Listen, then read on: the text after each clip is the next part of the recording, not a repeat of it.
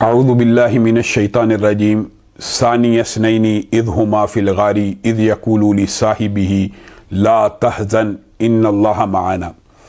معزز سامعین گرامی قدر، صحابیت یہ ایک ایسا شرف ہے کہ جو حالت ایمان میں نبی محترم صلی اللہ علیہ وسلم کے چہرے کا دیدار کر لے، اس آنکھ کے اوپر اللہ رب العزت نے جہنم کی آگ کو حرام کیا۔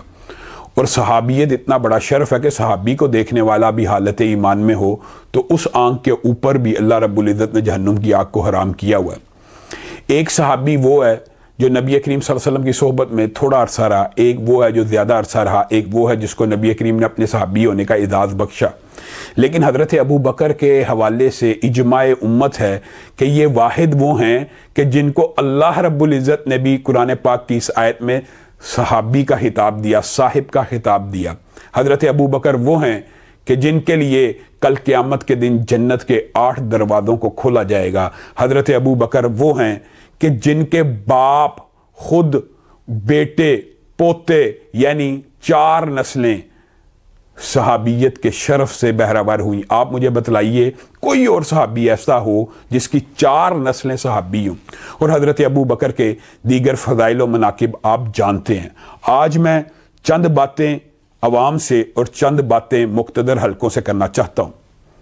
ہم نے ہر جگہ کے اوپر، سوشل میڈیا کے اوپر، نیشنل میڈیا کے اوپر، ٹی وی کے اوپر اس آواز کو اٹھایا کہ جو شخص پاکستان میں فرقہ وریت کو ہوا دینا چاہتا ہے ہم اس کے خلاف ہیں۔ فرقہ وریت کیسے بھڑکتی ہے کہ جب کوئی کسی کے مقدسات کی توہین کرتا ہے۔ اس حوالے سے میں نے خود سما ٹی وی کے اوپر بیٹھ کے یہ مطالبہ کیا کہ جو شخص بھی توہین اہل بیت کرے اس کی زبان کو کاٹ ڈالا جائے، اسی طرح جو شخص بھی کسی صحابی کی توہین کرے اس کی زبان کو بھی کاٹ ڈالا جائے، تاکہ معاشرے میں امن، سکون، آشتی اور فرقہ وریت کے سارے سلسلے بند ہو جائیں۔ لیکن آپ بتلائیے صدقے دل سے اس بات سے پیچھے کون ہٹتا ہے اور کون ہٹ رہا ہے؟ گزشتہ 3-4 دنوں کے اندر آپ نے دیکھ لیا ہے کہ جہالاء نے کس قدر معاشرے کے اندر تماشا بنایا ہوا ہے۔ ہم یہ بات شیعہ کابرین سے بھی کہنا چاہتے ہیں کہ ملی یکجہتی کونسل کے اندر جب آپ ہمارے ساتھ بیٹھتے ہیں اس وقت تو آپ اس منشور کے اوپر دستخط کرتے ہیں کہ شیخین کی اور صحابہ کی اور اہل سنت کے مقدسات کی توہین کرنے والے کے خلاف بھی نیشنل ایکشن پلان حرکت میں آئے، اس کو بھی قرار واقعی سزا دی جائے۔ لیکن یہ کیا بات ہے؟ ہم تو پہلے ہی اہل بیت کے، میں آج پھر اپنے الفاظ کو دہراتا ہوں کہ اہل بیت کی توہین کرنے والے کی بھی زبان کو کاٹا جائے، صحابہ کے توہین کرنے والے کی زبان کو بھی کاٹ ڈالا جائے۔ اگر قانون میں کوئی ترمیم کرنی ہے تب بھی کر لی جائے، نہیں تو جو قانون موجود ہے، ہم قانون اور آئین کی بالادستی کی بات کرتے ہیں۔ کہاں پہ ہیں مقتدر حلقے، کہاں پہ ہیں نیشنل ایکشن پلان؟ اور اللہ کے فضل سے اس شر میں سے ایک بہت بڑی خیر بھی آ رہی ہے۔ یہ آپ لوگوں کے لیے لمحہ فکری ہے۔ ہم اہل سنت ایک عرصے سے لوگوں کو کہا کرتے تھے کہ روافض کے اندر ایک ایسا گروہ موجود ہے، ان کے اندر ایک ایسا گروہ موجود ہے شیعوں کے اندر جو رافضی فکر رکھتا ہے، جو ابو بکر و عمر کے خلاف زبان درازی کرتا ہے۔ لوگ کہتے تھے مولوی فرقہ وارانہ باتیں کرتے ہیں۔ آج آپ خود بتا دیں، ہمیں جس بات کو سمجھانے میں ایک عرصہ لگا، چند دنوں کے اندر اندر سب لوگوں کے سامنے حقیقت کھل گئی کہ یہ کس طرح حضرت ابو بکر کے خلاف زبان درازی کرتے ہیں، حضرت عمر کے خلاف زبان درازی کرتے ہیں۔ اس کا مطلب پتہ کیا ہے؟ کہ یہ معاملہ بنو امیہ کا نہیں ہے، حضرت معاویہ، ابی سفیان یا یزید کا بھی نہیں ہے۔ اگر وہ بھی ابو بکر جتنے متقی ہو جائیں تو ان کے تانوں سے تو حضرت ابو بکر نہیں بچے۔ آپ بتلائیے کہاں پہ ہے نیشنل ایکشن پلان؟ حضرت ابو بکر کے حوالے سے کس قدر توہین امیز ریمارکس دیے، بجائے اس کے کہ پوری شیعہ کمیونٹی مقدسات اہل سنت کے حوالے سے جو انہوں نے ہمارے ساتھ معاہدے اور دستخط کیے ہیں، ہمارے قدم کے ساتھ قدم ملاتے اور کہتے یہ جہالاء کا ایک گروہ ہے جو مقدسات اہل سنت کے اوپر حملہ آور ہو رہا ہے۔ آپ نے فرقہ وریت کا حل عراق کے اندر، لیبیا کے اندر، شام کے اندر دیکھ لیا۔ آپ پاکستان کے اندر بھی وہی آگ بھڑکانا چاہتے ہیں۔ کیا حضرت ابو بکر اہل سنت کے آپ کے نزدیک نہ بھی ہوں تو اہل سنت کے مقدسات میں شامل نہیں ہے؟ آپ کو کیا مغالطہ ہے؟ یہ بھی ایک قصہ کہانی بنائی ہوئی ہے۔ اور میرے بھائیوں، یہ جو اختلاف بیان کیا جاتا ہے، جو معتبر شیعہ علماء ہیں وہ بھی یہ بات کہتے ہیں کہ ہم شیخین کی توہین نہیں کرنا چاہتے، نہ ہم کرتے ہیں، نہ ہمارا عقیدہ ہے۔ تو پھر یہ جو جہلاء ہیں آپ ہمارا ساتھ دیں کہ ان کے خلاف قانونی کارروائی ہو۔ باغ فدق کا قصہ کس قدر دکھ اور افسوس کی بات ہے، معاشرے کے اندر جہالت اپنے عروج کے اوپر ہے۔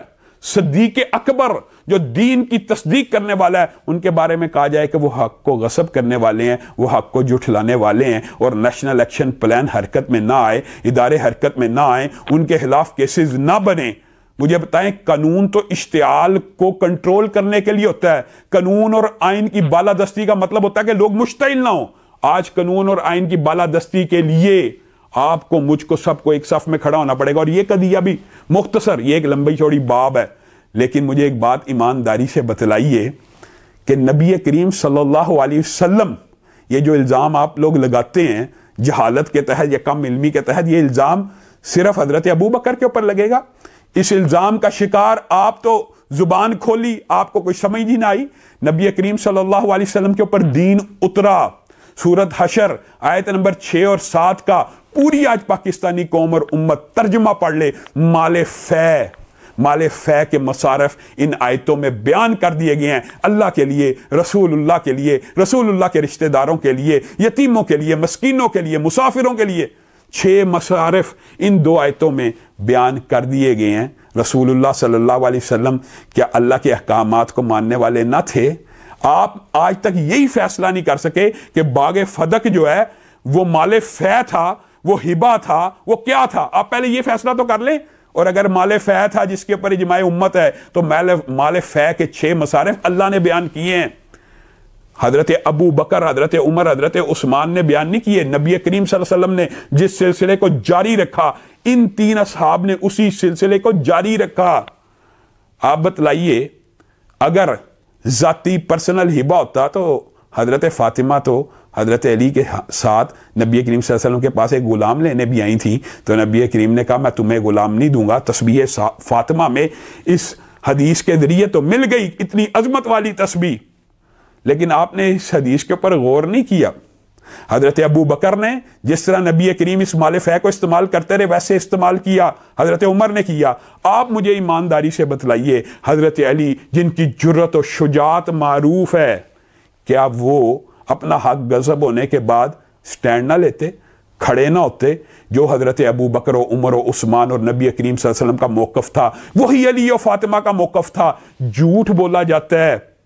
حضرت فاطمہ، حضرت علی، حضرت ابو بکر کا موقف سننے کے بعد کہ انبیاء کا ترکہ مال و دولت وراثت میں نہیں ہے، نبی کریم صلی اللہ علیہ وسلم نے خود بیان فرمایا۔ آپ مجھے بتلائیے، کیا نبی کریم صلی اللہ علیہ وسلم کی ازواج جو ہیں وہ وراثت کی حقدار نہ ہوتی؟ اگر مال و دولت نبیوں کا ورثہ اور ترکہ ہوتا تو ازواج کو بھی ملتا، اولاد کو بھی ملتا۔ آپ مجھے دوسری بات بتلائیے، چلیں 1% آپ کی بات مان لی جائے، 1%۔ بعض جہلاء ایسے ہیں، وہ کہتے ہیں حضرت علی جب خلیفہ بنے تھے اس وقت فاطمہ زندہ نہیں تھی، وہ کس کو دیتے؟ حسنین محترم زندہ نہیں تھے؟ حضرت حسن زندہ نہیں تھے؟ حضرت حسین زندہ نہیں تھے؟ اگر یہ مال ذاتی مال سمجھا جاتا اور حضرت علی بالفرض مان لیا جائے، پہلی خلافت، دوسری خلافت، تیسری خلافت، چوتھی خلافت میں تو ہم مانتے ہیں، آپ تو بلا فصل بھی مانتے ہیں، آپ تو پہلا ہی خلیفہ مانتے ہیں، لیکن اگر چوتھے نمبر پہ بھی حضرت علی کی خلافت آئی تو کیا باغ فدق اس وقت گم ہو گیا تھا؟ باغ فدق تو وہاں پر موجود ہے، وہ تو غیر منقولہ جائیداد ہے، اس کے تو انتقال اور منتقلی کی ممکن نہیں، خیبر کے مقام کے اوپر موجود تھا۔ حضرت علی نے اپنی اولاد کو کیوں نہ دیا؟ کیوں حق واپس نہ لیا؟ اس کا مطلب یہ ہے کہ حضرت علی کا، حضرت ابو بکر کا، حضرت عمر کا، عثمان کا وہی موقف تھا۔ حضرت ابو بکر تو وہ ہیں کہ جن کو صحابہ نے کہا تھا اسامہ بن زید کے لشکر کو روانہ مت کیجئے، مدینہ کے اوپر کوئی حملہ آور ہو جائے گا، تو حضرت ابو بکر نے کہا تھا اللہ کی قسم میں رسول اللہ کے کیے ہوئے فیصلے کے اندر رتی برابر ترمیم نہیں کروں گا۔ آپ کو یہ کیا مغالطہ ہے؟ اور یہ بات بھی یاد رکھیے، کسی کے ذہن میں، کسی کم عقل جاہل کے ذہن میں یہ جھوٹے قصے کہانیاں سن کے اگر ذرہ برابر بھی فطور آتا ہے تو آئیے میں آپ کو علل اعلان کہتا ہوں، کوئی ایک رافضی عالم، رافضی سکالر آ جائے، میں اس کو کہتا ہوں کہ حضرت ابو بکر کو نبی کریم نے جنت کی بشارت دی، عمر کو دی، عثمان کو دی، علی کو دی، فاطمہ سردار ہیں، ہمارا اختلاف کوئی نہیں ہے، تکلیف بغض حسد آپ لوگوں میں ہے۔ کوئی اس بات کے اوپر مباہلہ کرنا چاہے، میں حاضر ہوں کہ حضرت ابو بکر جنتی ہیں کہ نہیں ہیں۔ آئیے، اگر آپ دلائل کی دنیا اور علم کی دنیا سے بھاگ رہے ہیں تو پھر مباہلے کی دنیا میں آ جائیے، لوگوں کے سامنے یہ بات بھی کھل جائے۔ آئیے، اس بات کے اوپر میں آپ کو دعوے سے کہتا ہوں کہ جب تک میں زندہ ہوں کوئی رافضی عالم سکالر آ جائے، ہم اکٹھے بیٹھیں گے، کوئی لڑائی جھگڑا نہیں، آئیں مباہلہ کرتے ہیں۔ میں کہتا ہوں ابو بکر جنتی ہیں۔ آپ کا عقیدہ آپ کی اس طرح کی باتوں سے لوگوں کے سامنے کھل کر آ رہا ہے، آپ خود اپنے بارے میں غور کریں۔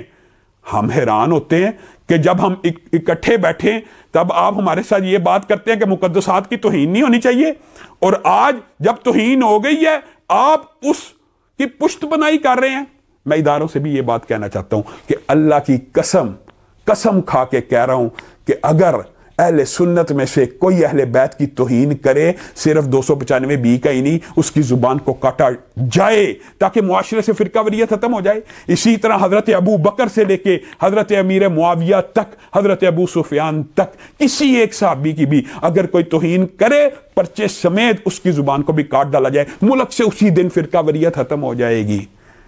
میں ان اداروں کو یہ بات ضرور کہنا چاہتا ہوں کہ نیشنل ایکشن پلان، دہشت گردی کے خلاف، CTD، جتنے بھی یہ ادارے بنے ہیں، اللہ کی قسم یہ تب ہی کامیاب ہوں گے کہ جو بندہ چنگاری جلاتا ہے، جو بندہ بغض حسد اور فتنے اور فساد کی آگ پھیلانا چاہتا ہے، آپ اس کو پکڑیں۔